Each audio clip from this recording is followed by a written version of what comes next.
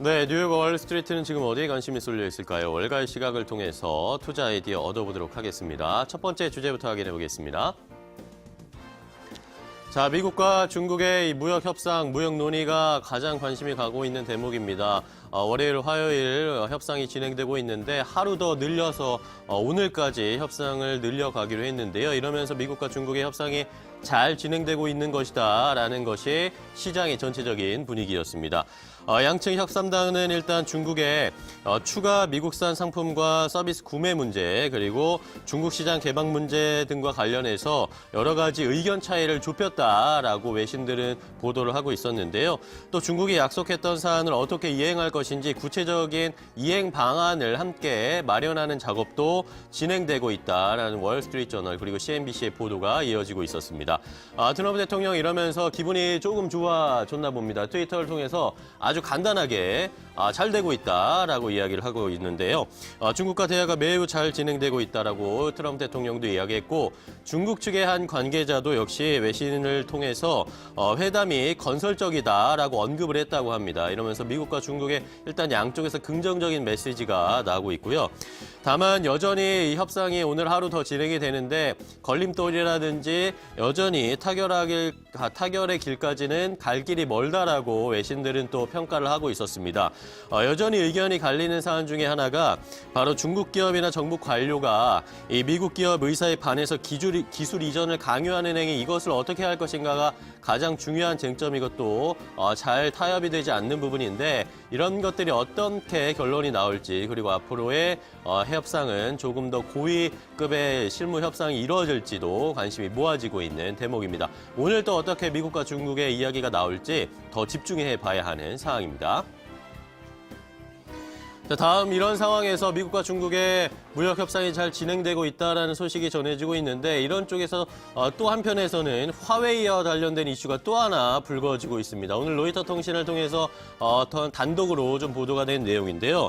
먼저 화웨이 부회장이 대이란 제재 위반 혐의로 캐나다에서 체포됐다가 풀려난 지 얼마 되지 않아서 화웨이가 이란과 시리아 유령 회사와 거래한 정황이 구체적으로 드러났다라는 소식이 이 로이터 통신을 통해서 오늘 보도가 됐습니다. 로이터 통신이 화웨이가 그건 알려진 것보다 이란이라든지 시리아 업체들과 더 깊이 연관되어 있다는 점이 증명되는 그런 문건을 입수했다라고 보도를 했는데요. 자, 이러면서 미국 당국은 화웨이가 스카이컴에 대한 지배권을 가지고 있고 미국의 제재망을 피해서 국제 금융 체계를 속이고 또 이란과 수억 달러 규모의 거래를 했다고 보고 있는 것으로 확인이 됐습니다. 로이터는 또 멍한조 부회장 측이 논평에는 응답을 하지 않았고 화웨이 또한 이것에 대해서 구체적인 반응을 보이지 않고 있어서 이것이 또 하나의 미국과 중국의 무역 논의에 걸림돌이 되지는 않을까 우려스러운 시각도 있다는 것 함께 확인을 해보셨고요. 자, 다음은 JP모건의 제이미 다이먼 회장의 이야기를 확인해 보겠습니다. 최근에 미국 뉴욕 시장에 대한 좋지 않은 이야기도 있고 생각보다 올해 시장이 괜찮을 것이다. 의견이 좀 엇갈리고 있습니다. 이런 상황에서 다이먼 JP모건 체이스 경영자 같은 경우에는요. 주식부터 하이힐드 채권까지 시장이 보내는 경고가 이 즉각적인 경기 침체 전족이라기보다는 성장 둔화에 대한 과민 반응이었다라고 이야기를 하면서 시장이 좀 관심이 모아지고 있습니다. 시장이 복잡한 이슈를 둘러싼 단기 투자 심리에 좀 과도하게 반응한 경향이 있다라고 이야기를 한 것인데요.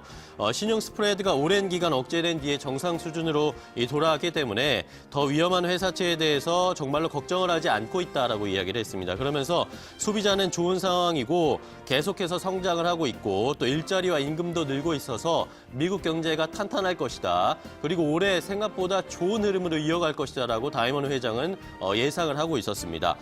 하지만 다만 조금 부정적인 측면도 있었는데 성장 둔화와 미국과 중국의 무역 분쟁에 대해서는 시장이 합리적으로 반응을 했다라고 이야기하면서 이것 때문에 시장이 조금 위축된 것이고 하지만 전체적으로 미국 경제는 그렇게 올해 나쁘지 않을 것이다라고 오히려 이야기를 하면서 긍정적인 사인이 보내지는 상황입니다. 자, 마지막으로 살펴볼 이야기는 블룸버그 통신의 보도를 하나 확인을 해보겠는데요. 스탠다드 차타드 은행이 꼽은 2030년에 이 세계 10대 경제국에 어떤 국가들이 올라갈 것인가라는 보도였습니다. 2030년에는 우리가 생각했던 것보다 아시아 국가들의 약진이 크게 일어날 것이다라고 이야기했는데요. 현재 아시아 신흥국이 대거 포함된 2030년의 세계 10대 경제 대국의 랭킹을 함께 확인해 볼 수가 있겠습니다. 한번 구체적으로 확인을 해볼 텐데요.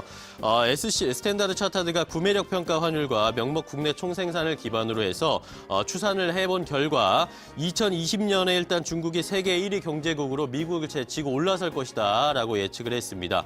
그리고 인도의 경제 규모가 미국보다도 커지면서 더 크게 올라갈 것이고, 그리고 인도네시아가 5위권 내에 들어갈 것이다라고 이야기를 했습니다. 이어서 2030년, 10년이 더 지난 2030년이 되면은 중국이 여전히 1위를 차지하게 될 것이고, 그 다음이 인도, 그 다음이 미국 순으로 이렇게 될 것이다라고 이야기했고요. 인도네시아도 역진을 하면서 4위까지 올라가고, 말씀드린 것처럼 일본이라든지 이렇게 아시아 국가들의 약진이 강하게 일어날 것이다라고 전망을 했습니다.